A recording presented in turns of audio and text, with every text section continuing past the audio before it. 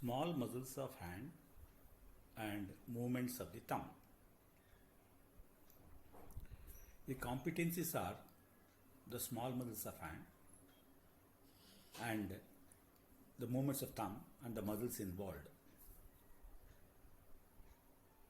So thumb muscles and the movements involved. These are the competencies. The small muscles of hand, thumb, include abductor pollicis brevis, flexor pollicis brevis, opponens pollicis, and adductor pollicis. There are also long muscles which help in the thumb movement, and those include flexor pollicis longus, abductor pollicis longus, extensor pollicis longus, and extensor pollicis brevis. Apart from the muscles which help in the movement of thumb, there are also small muscles in the hand which include hypothenar muscles, which are 3 in number, that is abductor digiti minimi, flexor digiti minimi, and opponens digiti minimi. These are the 3 muscles located in the hypothenar muscles, and their nerve supply is from superficial branch of ulnar nerve. Another muscle which is present in the hand is lumbrical muscle. They are 4 in number. They arise from flexor digitorum profundus. Lateral 2 are supplied by median nerve, and the medial 2 are supplied by deep branch of ulnar nerve. Their action helps in holding a pen, that is, they flex metacarpophalangeal joint and help in extension of distal interphalangeal joint. Other small muscles of the hand include palmar interosseous muscles. They are 3 in number.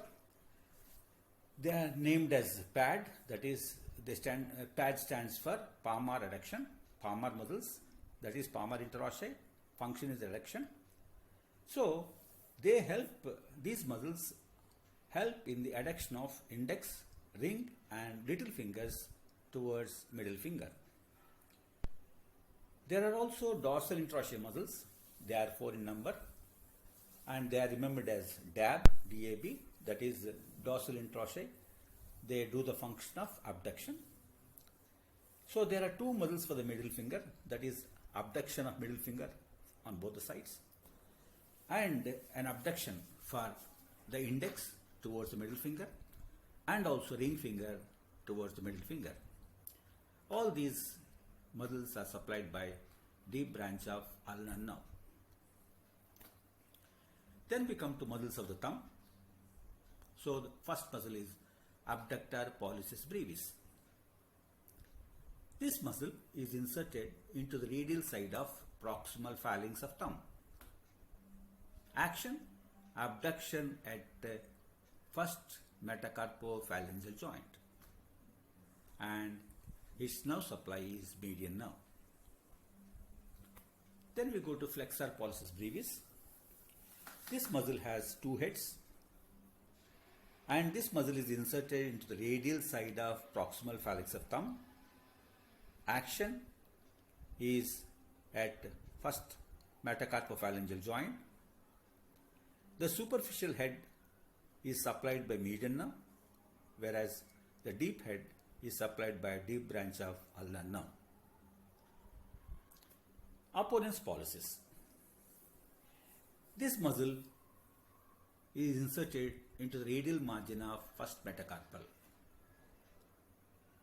It opposes thumb and flexion, that is at the first metacarpophalangeal joint, and the nerve supplying it is the median nerve. Adductor pollicis. It has got 2 heads called oblique and transverse. It is inserted to the medial side of proximal phalanx.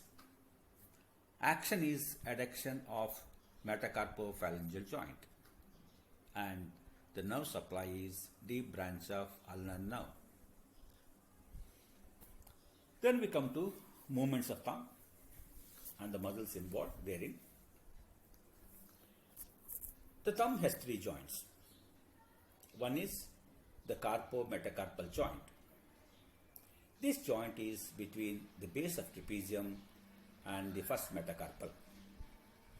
This is a saddle type of joint, and this joint articular surfaces are concavo-convex articular surfaces. That is, part of the articular surface is concave and the part is convex, and they are similar and reciprocating in both the articulating surfaces. Other joint is metacarpophalangeal joint, that is between the metacarpal and the phalange, and another one is interphalangeal joint, that is between the two phalanges. Then coming to the action at the level of first metacarpophalangeal joint, first carpo-metacarpal joint. The movements in this joint are flexion, extension, abduction, adduction, opposition and reposition. That is, all these movements occur at first carpo-metacarpal joint, which is a saddle type of joint with corresponding concavo-convex surfaces. Then coming to movements in the metacarpophalangeal and interphalangeal joints. So the actions or the movements that occur in metacarpophalangeal and also interphalangeal joint is only flexion and extension. Then coming to action of flexion and extension of thumb. They occur in frontal plane. This is because the thumb is 90 degrees rotated. Because of this, the flexion and extension of thumb occur in frontal plane. Then abduction and adduction. These occur in perpendicular plane to the surface of the palm. That is, they will be occurring in the sagittal plane. Then opposition and reposition. Opposition is a combination of flexion and abduction of thumb, whereas reposition is return to the anatomical position. Then coming to muzzle and the movement of thumb. Let us take flexor pollicis brevis. So it helps in flexion of carpo-metacarpal joint and also metacarpophalangeal joint. Then abductor pollicis brevis. This helps in abducting metacarpophalangeal joint. Then opponens pollicis does the opposition of metacarpophalangeal joint. Thank you.